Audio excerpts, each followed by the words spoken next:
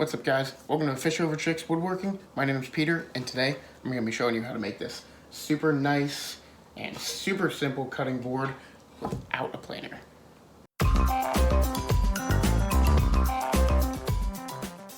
The first thing you're going to need is wood, obviously. So the wood has to be hardwood. The best types of hardwood for cutting boards are cherry, walnut, or maple. I have two different pieces of maple here that I've organized to make to a nice design. Then you're going to need glue. You're going to want to use Titebond because it's the only food safe glue, and you're going to want to use Titebond 3 because it is waterproof. You're going to need a chisel to take the glue off afterwards. You're going to need an electric sander, which I have somewhere around here. Then you're going to need mineral oil, because once it's all done, that's what we're going to put on it to make it food safe. And you're going to need clamps to clamp all your pieces together. Also, you're going to need some paper towels for a few different things in the process. So the first thing you want to do is cut your pieces down to whatever you want them to look like. I just did a bunch of 1/2 inch to 3/4 inch thick pieces, and I put them all together. I think that'll look pretty cool. Then I did 2 thinner ones. So you can just cut them down to whatever size you want and then organize them however you want. And then once you've got that done, then we're going to lay it out on the clamps just the way you want it. Then we're going to separate all these pieces and we're going to flip them up on their side because this is where we're going to put the glue.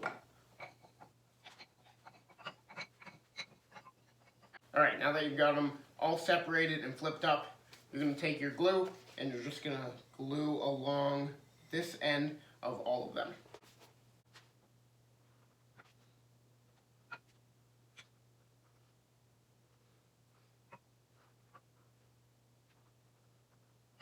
Alright, now that you've put glue on all of them, you're going to take the glue and just spread it around with your finger on each piece.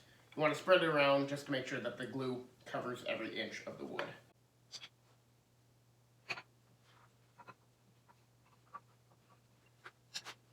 Now that you've got it all spread out, now you're going to connect them.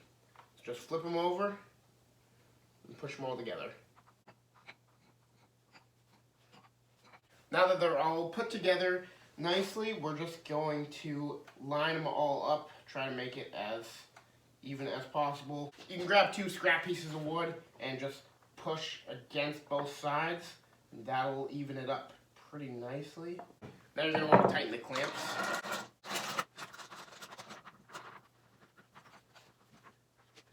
And now that you've tightened the first 2 clamps pretty good, take your paper towel and just get all the excess glue off it. It's a lot easier to get the glue off now than it will be when it's all dry.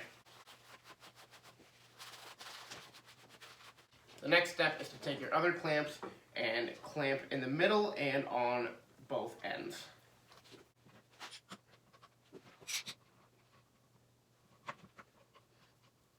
Now that's all clamped up, you're going to want to let it sit for at least 4 hours.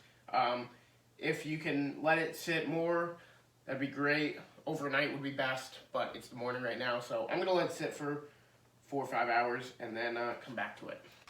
It's now about 6 hours later, and looks like everything's completely dry, so we're going to go ahead and take the clamps off.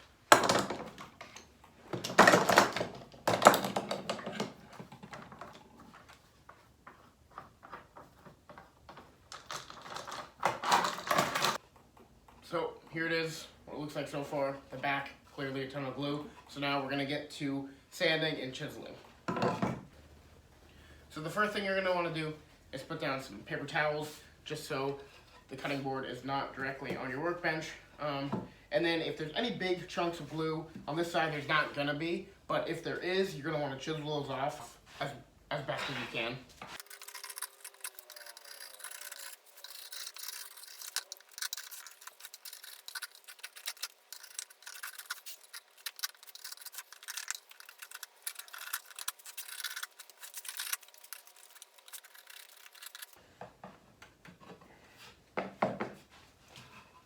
Now that you've got the bigger chunks off, you're going to move to the sandpaper. So I'm going to start with 120 grit sandpaper and just sand it as well as I can to make it as smooth as I can.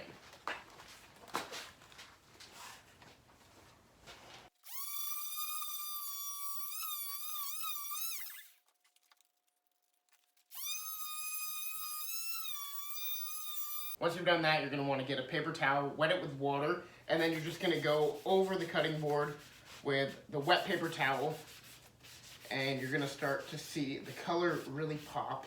You're going to do that on the whole thing, and then when it's still wet, you're going to take that same 220 grit sandpaper and you're going to go over it just one more time. Now that you've done that, you're going to grab your router if you have one. If you don't have a router, then you can leave it like this and then just put the mineral oil on it. It'll just be a completely square cutting board, and that's fine. I mean, it looks fine the way it is. But I'm gonna use a router with a 1/8 inch round over bit, just so I have a little bit of a round all around the board. So you're gonna let that water dry for 10 to 15 minutes. It's really not gonna take long. And then once it is all dry, then we're gonna put the mineral oil on it and it will be complete.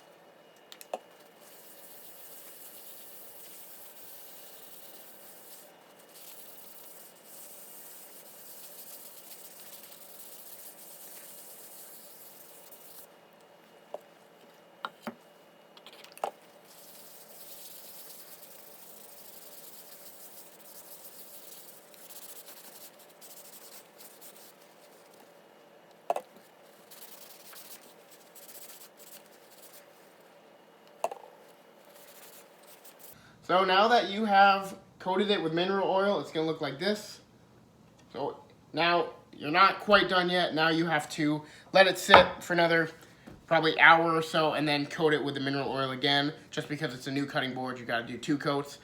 But yeah, so that is how you make a cutting board without a planer. Thank you for watching. I hope you enjoyed. If you did, please like and subscribe. And be sure to check back the channel for other how to build videos.